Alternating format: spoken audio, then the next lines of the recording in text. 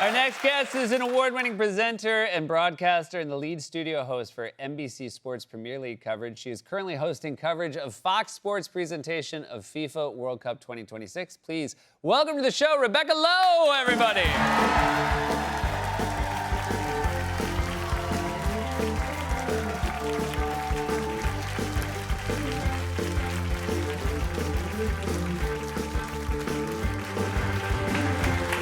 Welcome, Rebecca. I'm so happy to have you here. Thank you. It's so lovely to see you, Seth. I'm very excited for Sunday, but I do want to take a moment to. It was a rough day for you yesterday. As a professional journalist, you had to balance it with also being a Brit. I appreciate your concern. Yeah. Yesterday, England being knocked out of the World Cup was rough, and then trying to do live television whilst dealing with those emotions was not easy. Not to drill down on how hard it was, but it's not like you were watching the whole game being like, all right, they lost, I gotta get ready. You kind of didn't have much time. That's correct, actually. Yeah. So as you know, you do start to prepare what you're going to say when that whistle goes. And England were 4 minutes away from one of the biggest moments in my life. Yeah. And so I was like, right, this is the moment for me. I've got a big line to say. I know what I'm going to say. And then we conceded 2 goals in 6 minutes and we're out of the World Cup. So. I will say, I just thought you did an incredible job of managing it. And Thank you. It's been a wonderful, I mean, the coverage has been great. And you have some wonderful cohorts in your studio with Alexi and Thierry and Zlatan. Have you enjoyed? I do sometimes feel like I'm watching you juggle. Do you feel like you manage pretty well? It's like wrangling cats at times. You don't know what anyone's going to do at any point. And I'd never met Zlatan. I've met Thierry, but very briefly. I knew Alexi, but from years ago. So throwing 4 people together who've never worked together, and then it's every day we are on air for hours. Yeah. But yes, they're all very different, Seth. And so I'm learning every day that goes by. We're done on Sunday, and that'll be it, poof, like it never happened. Yeah. It's kind of crazy, but they're wonderful. I think all of you are very good. Zlatan has been such a revelation. And do you think that he will ever do it again? No. Yeah. He has told me on a number of occasions he will be disappearing to his cabin in the woods of Sweden. Yeah. And I don't think... He's loved it, but I think that for him, this is hard. I mean, it's hard work. It's a lot. I'm like, Zlatan, are you okay? You've been working every day. It's like, I know, this is just rough for me, Rebecca. But he has been such great company, but... I think he said to me the other day, I think after this I'll be done. But you never know. I like watching somebody who is both very good at it, and you can also see in the back of their mind, like, this isn't gonna happen again. No. So I hope you're all enjoying it. I know. He might go out in flames on Sunday, by the way. Oh, that'll be fun. Flipping out. Burn it down, Zlatan. Right? You work for NBC. You do the Premier League, and obviously this is Fox. This is a different network. Yes. So obviously there was maybe a thought that you couldn't do both. How did you find out that you were going to get to do this gig? Yeah, I never dreamt I could ever do this because I was under the impression that you couldn't work for 2 networks. So it was about 15 months ago, Seth, and I was on air on a regular Sunday of the Premier League, and my boss, Sam, came in. And it's not unusual that he comes in. My boss, Sam, is wonderful, but he does have that boss aura, so you're always a bit on your toes when he comes in. Had a nice little chit-chat, and then he said to me, just turned to me and he said, can I have a word?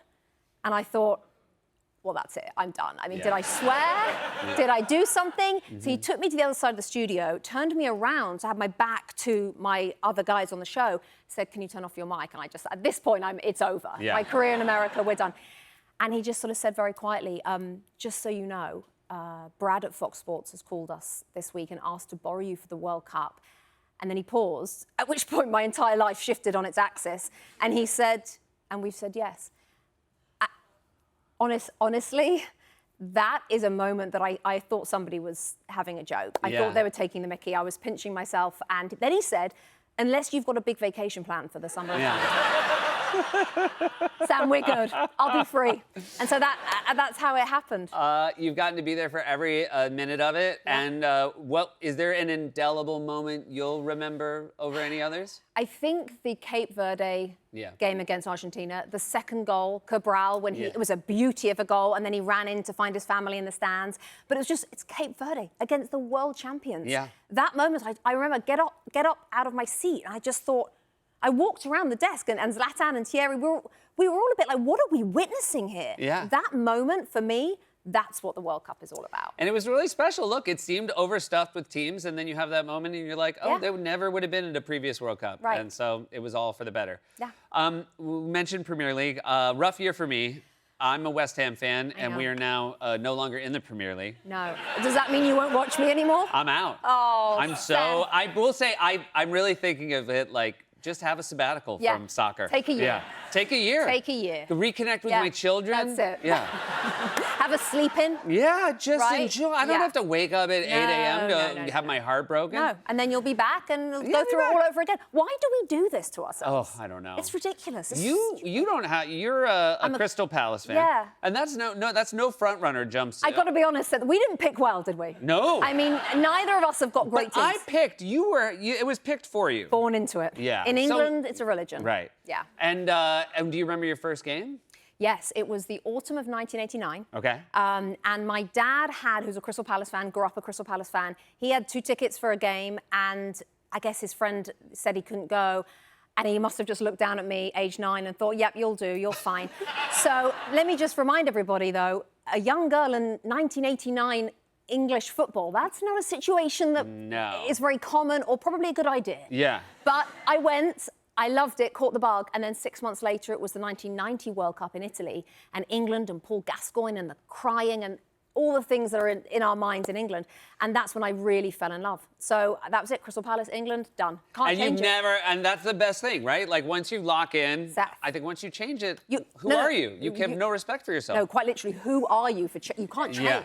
There's No. no changing. So Anybody who's like, yeah, if somebody was like, oh yeah, I used to be Manchester United, but now I root for Arsenal, I'm like, you're a witch. I've met some people like that. Yeah. No, That's you can't. no good. That's actually illegal in England. Seriously, you'd be chased out of town. You've been here for 10 years in the States. Yeah, just over. Yeah. And so, how do you? I mean, again, I think it was a fairly underwhelming end for the U.S. men's national team after a Yeah. really exciting start. But do you feel as though there's still room for people to be optimistic about the future of the U.S. men's national team? Oh, for sure, Seb, Yeah. for sure. Because the country fell in love with this team. You Yeah. know, I got messages. I spoke to people mums at the school gates, right, when I go and pick up my little boy, who have no idea what I do for a job, no idea. They then see me on television while watching the USA games. They're like, this is fun. This is cute, this team. I'm like, I know. You can watch me every week. But they have fallen in love with these players. Now, yes, it didn't end well, and we could have just done with that one more win. Yeah. But it has changed. Honestly, I believe it's changed this country. I really, really do. The trajectory of football, of soccer now, it's going to go all the way. I'm telling you, everyone else watch out. It's going all the way. I will, just because you mentioned schools, like it's incredible when I drop my kids off. I feel as though now I see more soccer jerseys than any other sport combined. And, Totally. Yeah. When I first got here in 2013, you might see 1 or 2 at an airport. Now, all the time, everywhere you go. And because of this World Cup, it's brought in, it's penetrated what I thought were unreachable people. Yeah. They are touched by it. So honestly, I think it's the future. Well, I hope we have a great game on Sunday. Thank you so much for being here. You did a great job at the World Cup, and I look forward to Premier League. You got Rebecca Lowe. 2026 FIFA World Cup final will air this Sunday afternoon, July 19th on Fox. We will be right back.